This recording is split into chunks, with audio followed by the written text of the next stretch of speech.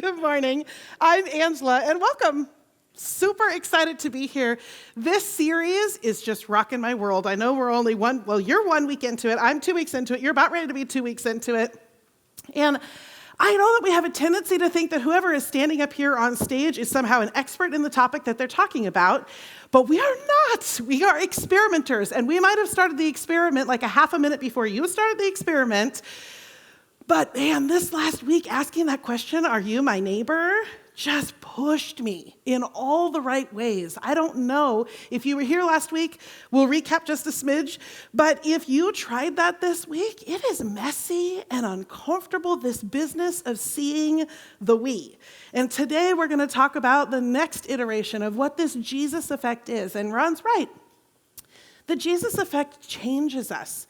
It doesn't, so many of us see the Christian religion as a moral compass or, at its worst, like a do's and don'ts list, like boiled it down to that. But the truth is, walking in proximity with Jesus changes us. It doesn't just change our opinions. It actually changes how we feel, how we act, how we respond. And questions like, are you my neighbor, is part of we've been talking about ordinary conversations with God. That question has sparked ordinary conversations that have all kinds of messy, meddling, like, Jesus, you really want to talk to me about that? So I am loving this series, and today is no exception to the rule, so much so that I'm over here praying during worship, which is something that is allowed, like you can sing and sometimes you can just pray. I'm over here praying in worship because I'm so excited about this topic that I can feel me bouncing all over on it. So God bless you as you try to follow me in that. You might need that note paper, just keep us in order. And Jason, in projection, I am sorry. That's how we'll start. Okay, so last week we opened the Jesus effect talking about how Jesus changes what we see. He changes our perspective. And I challenged us to see the we. And I drew a chart that was kind of uncomfortable because it's pretty new to me. And it's something that came up in prayer while I was praying about this teaching series. It's like really new to me. And it is a circle, which it's better if it is unfolded as we talk, but we already did that last week. So this week I'll just show you that chart. It's a circle, and this is how I think God defines we. But the truth is, we always have the opportunity to choose how we are going to see things. So even though I believe this is how God defines the we of the world, we can actually choose to define the we, whether we're going to agree with him or we're not. So God, all the way through the stories of the Bible, and then all the way through Jesus' interactions when he was on the earth, look to me as though his perspective of we is, I, God, am putting my tent, pitching my tent, building my camp with everyone. Not just some, not just the religious, not just the Christian religious, I'm pitching my tent with everybody. And that also includes me. So the we is everybody together. That doesn't seem that revolutionary until you look at how the world has defined we. And we don't define we this way at all. In fact, we are defined much more by our camps, the way that we have divided ourselves up in opposition to each other. At best, maybe camps that are next to each other and not in opposition, but often those camps bind together to be in opposition against other camps. If you look at our world, we are not defined by this we. And I believe the church should be setting the tone for the entire world. I think that was God's original idea. But if you look at churches, we're not beating the statistics either. We are just as divided inside. We are this denomination, they are that denomination. We're just as divided. It's not what we're known for. And I believe that the Jesus effect shapes us differently and defines the we differently. And so this graph is what I believe we generally live out from day to day. And by we, I'm including me in that we. This is a challenge for me because I tend to think God and I are in camp together because we're talking, because I believe what I see in the Bible, because I'm trying to follow him with my life. I believe God and I are in a camp together, and then when you tick me off and I step away from you because it's like, I don't want to be associated with that, for whatever reason, because we believe different, because you treated me poorly, because I'm in a bad mood. I don't know. Like, for whatever reason, when I distance myself from you, I believe that God is coming with me. Like, isn't that so human nature? Like, I know that God also totally disapproves of the way that you just talked to me. Like God is coming with me. But when God says, listen, I've pitched my tent with everyone. If you step away from me, yes, I'm going with you because I love you and my camp is with your camp. I am coming with you. But you are stepping away from me. You're also stepping away from me because I am with everyone. I am for everyone. I do not abandon anyone. The we is everyone. And so last week I challenged us, myself included, to see the we. And we asked the question, are you my neighbor? We told a story from the Bible that was the moral of the story, was to ask ourselves how we define neighbor. But because we tend to define neighbor either in physical proximity, they are literally my next door neighbor, or my neighbor being, hey, we're all part of the same church, like we're the same, so we're neighbors. And I believe that circle graph of we really challenges our definition of neighbor. And I think it's what God is trying to challenge us with as a society, not just as a church. Like, I want our church to get this because I want to set the tone for society, because can you feel that we need it? We need it. So let's see the we and are you my neighbor? And this week, I would like to talk about our proximity, how Jesus changes our proximity. And John, I want to go back to a verse in John, and projection, I can see you back there. Shall I just read my notes? Okay. God bless these little papers. I almost didn't do this. You're just going to have to listen to me. This was a verse that we read from last week. It's John 17. Jesus is praying, which means Jesus is hanging out and talking with God. It's just an ordinary conversation, but it's right before he leaves earth.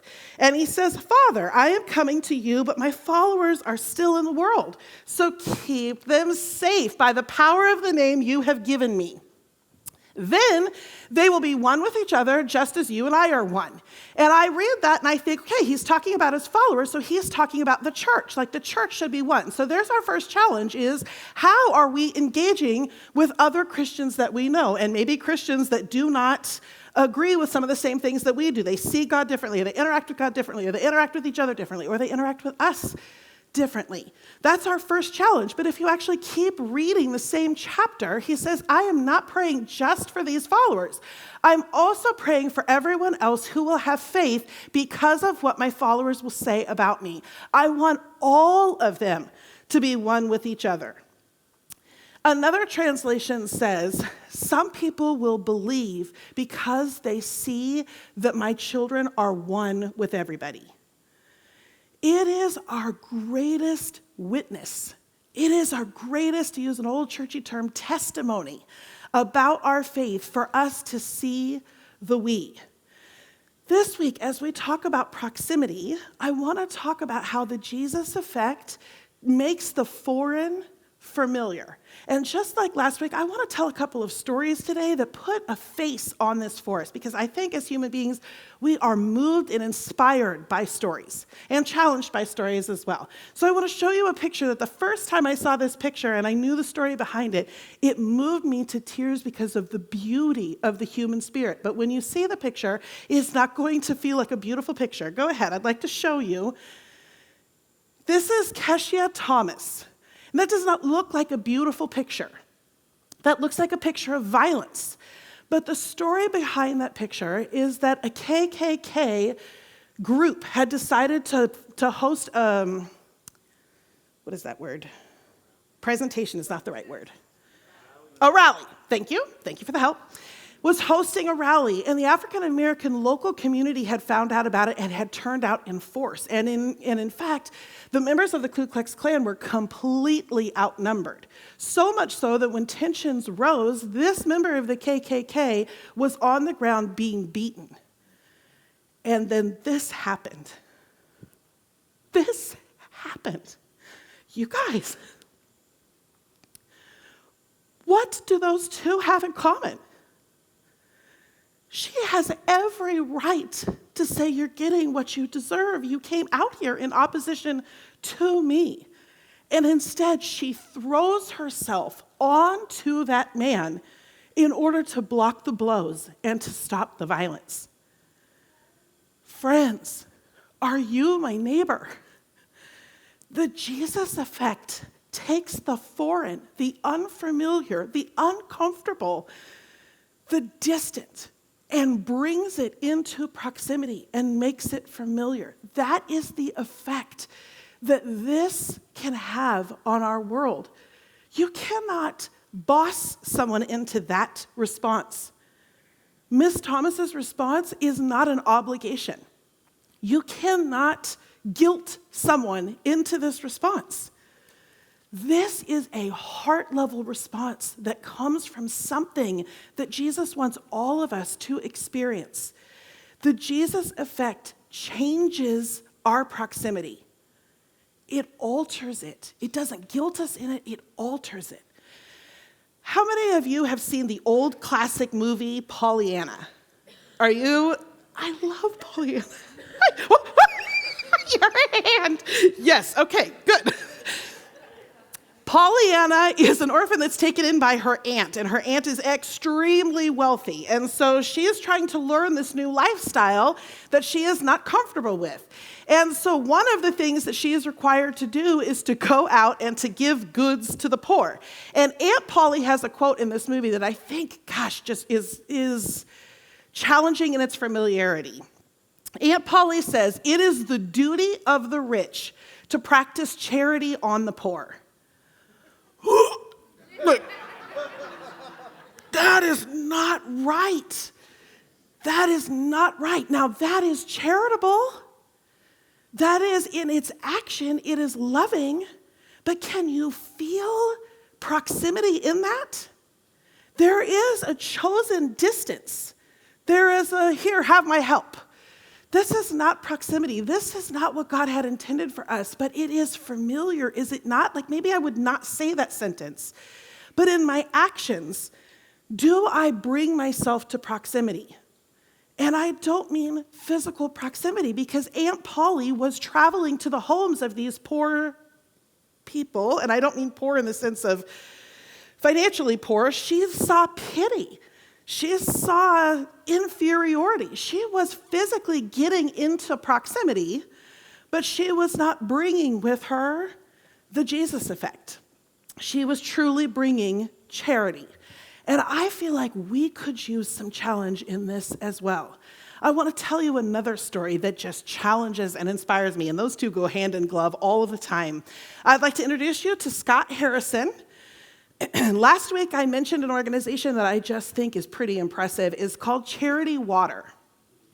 Scott Harrison is the CEO and founder of that organization, and he was originally an event planner for bars and was fabulously wealthy and living the life of all kinds of debauchery, which is not even a word anymore, but you know what I mean? Like, living the high life, but it was empty for him. It was empty after a certain amount of years. He lived the high life for quite a while and then was sick of it. So in his disgust with his own lifestyle, like, I just feel empty and hollow and it's the same thing over and over and over again, he tries to volunteer with organizations to reconnect with his childhood faith. And no one will take him in because of his rap sheet. Like, no one will even let him volunteer. So he finds an organization that will charge him $500 a month for him to volunteer, which is I haven't thought to employ that in our volunteer management here. So he finds an organization that will take him in if he will fundraise $500 a month, and it's called Mercy Ships. And Mercy Ships is literally ships with doctors on them, and they travel around the world and they perform medical procedures of various kinds that are unavailable in different countries. And so he's not a doctor, they literally hand him a camera and be like, can you please capture these moments? Like, you're paying $500 a month to live on a ship, to travel the world, not as a tourist, but simply to take pictures and capture. And Scott is moved by his physical proximity to poverty. And the thing that just captures his heart, like full on changed his everything, including his life eventually, was the reality of no access to clean water. It just broke his heart because his physical proximity, as he saw the results that it had on communities and their health conditions, as he saw the results specifically that it had on women, because women were then not allowed to continue in their education because they had to join the family's chores to travel on average 3 hours to a water source, not even a clean water source, a water source, and it just altered him. Scott's physical proximity changed another part of his proximity that went well beyond what Aunt Polly is doing. And to this day, Charity Water is actually the organization I talked about last week that little girl, Rachel, who was 9 years old, was raising money for. Their stories are interlinked. It's just amazing. I want to tell you a story out of the Bible. You might have, if you were raised in the church, you might have heard this story because Zacchaeus was a wee little man, and a wee little man was he. Do you know that song? He climbed up it. No. All right, so Zacchaeus was a Jew, and he lived in the Jewish community, but he had completely betrayed his Jewish heritage by joining the ruling nation and becoming a tax collector for the oppressors.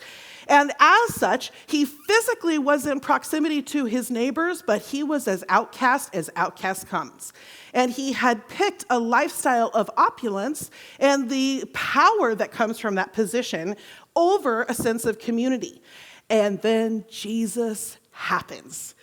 And Zacchaeus cannot stomach his own proximity anymore. So he still neighbors with his neighbors, but he is fundamentally altered. And he goes from outcast and skeptic to believer to radically generous. He not only changes his lifestyle, he offers to repay 4 times what he had cheated people out of. He becomes radically generous. But what's so interesting to me about this Bible story, I mean, that's inspiring and challenging right there. But what is so interesting to me about this Bible story is that Jesus' contemporaries, when this story happens, they fixate on something that is like, oh, this is so us. Like, it's so us. I'm going to read you out of Zacchaeus' story from Luke. All the people saw this and began to mutter, he, that's Jesus, has gone to be the guest of a sinner.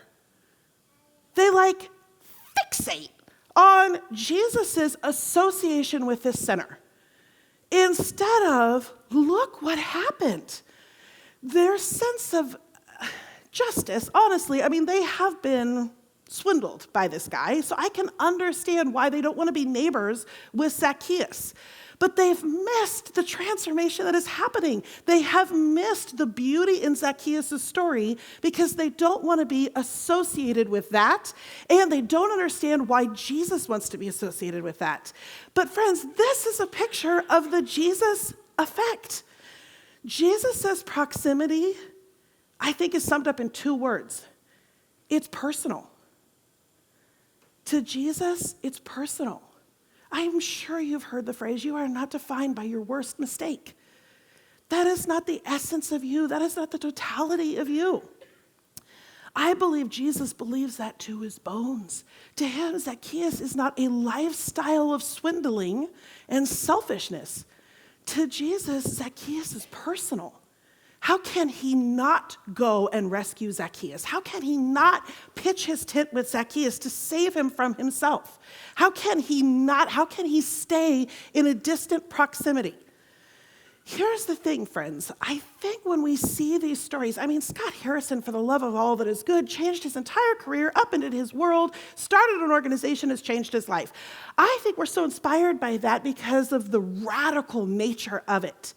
But when we stop and think about the Jesus effect, are we ready to do that? That's a really big step. That's a really big step. So I don't mean to call us to that really big step unless God is whispering to you right now some really big step, and then I'm not going to argue with him. If that's happening, you go. But as a church body, I want to inspire us to something much smaller than that I believe can have life-altering change for us. It can change our church body. It can change our Sonoma County. And if we could get Sonoma County on this board, it can change our state. This is the stuff that affects communities. So I want to call you to whatever radical, thing is brewing in you. But actually, maybe we could just start with this idea that the Jesus calling is about a perspective that leads to a heart space. I'm going to get a little bit uncomfortable right now, but I have prayed about this moment because I want to challenge us. And I promise you I'm going to offend probably half of you, myself included. I have been very challenged by this idea. But proximity is not so much about my distance to and from someone, whether it's someone across the world or someone on the corner that I pass. But I wonder if we're not getting the full effect of the Jesus effect because we are using some kind of logic or statistics to block this perspective out. So this is where I might get a little bit uncomfortable. But are we using sentences like when we encounter someone who is homeless and they are asking for money? Are we using sentences that maybe are logical, like I'm not going to give cash because I don't want to perpetuate a cycle? But are we not doing that thing? And maybe that's a logical thing not to do. But what is happening in our hearts? I will confess, the months that I have spent praying about this moment, I have been so challenged that it is not first and foremost about my actions, whether I do or I do not give cash. It is about what is happening in my heart as I pass my neighbor. That's my neighbor, you guys. I don't know his name, her name. I don't know the backstory. But you know what I have found in my own heart? Sentences like, dude, the economy is good. You can get a job. Like, you're able-bodied. I can physically see you're able-bodied. Listen, that does not hurt my neighbor in the sense that they didn't hear me say that sentence. Do you know who that's hurting? Me. That's hurting me as I choose an emotional distance instead of a proximity. The Jesus effect, me being loved the way that I am loved, allows me the space to get messy as I consider how to love other people. And I don't mean to make a political statement or a philosophical statement about how you engage physically with someone who is in need. And homeless is just one example of a neighbor. But are we pretty comfortable in our proximity that is distant? When I watch my own heart, I am challenged. And God is changing the way that I physically interact with my neighbor by first changing the internal proximity that I have. Recognizing that my circle, when I do things like this to make excuses for why I shut my heart out, I am stepping out of that circle and I am taking from my own Jesus effect. I am stealing from myself and from my neighbor. That song that we sang this morning, What Have I Done to Deserve Love Like This? I was so challenged singing that this morning because my first thought was, okay, what did God gave me this love that I could not earn. God has given me this love. I am well loved. But the thought that came right on the heels is I am so well loved by you guys.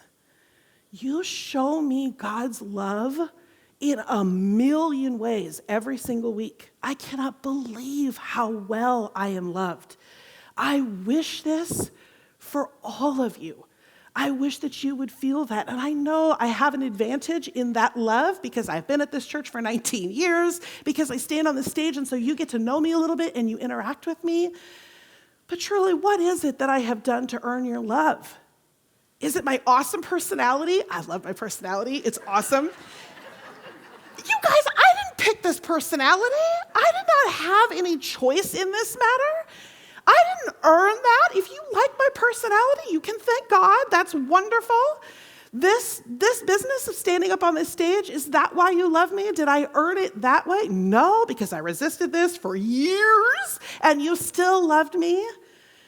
People, if you could experience this love, if I could turn this love on my neighbor that's on the other side of the globe, my neighbor that's next door, my neighbor in the grocery store that's the cashier that's being kind of snarky with me, this is life-altering love, this Jesus effect. I want to read you a quote that is way ancient. It's from 1347. It's Catherine of Siena. I don't even know who that is, but I think she was onto something. Remember, there's nothing so difficult and no stronghold so impregnable that it can't be broken down by love. Just pause for a second and picture a world crisis that breaks your heart. If you trace it back far enough, love fixes it. Not the kind of love that pats somebody on the shoulder, but the kind of love that changes how we feel, the kind of love that then changes how we act.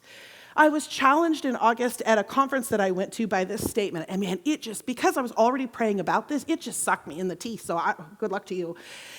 They defined diversity as being invited to the party. That's diversity. And I hope for our church diversity, that we are a better reflection of Jesus because of our diversity. So diversity is being invited to the party, but inclusion is being asked to dance. Inclusion is proximity, you guys. That is proximity. That is a heart space that changes our action, and no one can guilt us into it. It is an action that comes from a heart space that has been changed. I want to tell you another story. Introduce you to Jean-Claude. Jean-Claude was a victim of the Rwanda genocide back in the 90s, and he watched his father be killed. Actually, multiple family members be killed. But he watched his father be killed. Coming out of the genocide, his life was in ruins. And he had to figure out what to do, both about the anger and the unforgiveness and the hurt that was there, how to rebuild his life. And part of his rebuilding of his life was to start a nonprofit called Best Family. And it's a little bit like Compassion International or World Vision, where there's a sponsorship of a kid, and then you help pay for that kid's education and food and medical care. And so he starts this organization, but he also, because he believes in it, he decides to sponsor a kid. Do you know whose kid he sponsored? His dad's murderer's son. Oh my word. Oh my word. What would it take for me? I can't even imagine forgiving, let alone giving. You guys, this is the Jesus effect. Look at his face. Do you think he likes his life? Like, that's the Jesus effect right there. I believe Jesus lived on the cutting edge of love all of his life, and the Bible is filled with invitations to us to live on the cutting edge of love. Jesus gave his proximity to Zacchaeus, and then the people around him fixated on, why are you associating with a known sinner? I'm telling you, if we catch this spark at all, we're going to be criticized for our associations. Will we put our reputations on the line? Will we put our comfort on the line? Will we put our nice, clean boxes? Will we put our camps on the line? Are we game to get on the cutting edge of love? I want to remind you that we are an ecosystem. This church is an ecosystem. This community is an ecosystem. God was into the global citizenship movement before that was cool. Jesus was a global citizen. We are part of an ecosystem. I want to read you 2 verses that just speak to God's heart on this topic. A new command I give you, and it's not the kind of command that he can compel you to do it because it's a heart space. So it's not like do this or don't do this. He is commanding us into a heart space, which is like, okay, that's harder than actions. A new command I give you, love one another. As I have loved you, as you have received the Jesus effect, love others. So you must love one another. A same kind of concept later in the same book, John 15, I think this next one is. My command is this, love each other as I have loved you. Signed, Jesus. That's our call. That is my invitation, and I know it's challenging and inspiring. That is the mantra underneath our Christian faith. That right there is the heartbeat of the Christian faith. So I'd like to recap just quickly. Part 1 of the Jesus effect is about changing our perspective. Can we see the we, and would we ask ourselves, are you my neighbor? Part 2 of the Jesus effect changes my proximity. It's personal. Can I find the familiar inside the foreign? The person whose value system is so foreign to me, I can't even relate. Can I make it personal in the way that Jesus made it personal? And I think still just ordinary conversations with God, asking as we do the interactions throughout the week, are you my neighbor, can begin to foster this heart space. Next week, Ron is going to wrap this series up talking about that change that happens, the 3-step process that actually helps this be the thing that we do without being compelled to do it, without being guilted or obliged to do it. What is it that can move us to be the Jesus effect in our community? I would like to pray over us. I think that this is the movement of the spirits. I'd like to formally invite God into this room. I know you are already here. For those of us that call you Father, you have planted a piece of you into our hearts. We love these stories. We are gasp-worthy responding to stories like Jean-Claude's, where you have moved him to a radical level of love that we can honestly not comprehend. But that same spirit that moved Jesus to give his life, that same spirit that moves Jean-Claude to forgive, that same spirit lives inside of us. And even if we are not a Jesus follower, we were still made in the image of you. This is part of our DNA design. Would you move our community to have the courage to get on the cutting edge of love, make us uncomfortable, whisper invitations, draw us out into unknown waters, perfectly aware that there was nothing we could do to earn that love, but there is everything that we can do to display that love to other people. Give us a heart change that draws us into being neighbors with our world. Thank you for that love. In Jesus' name we pray. Amen.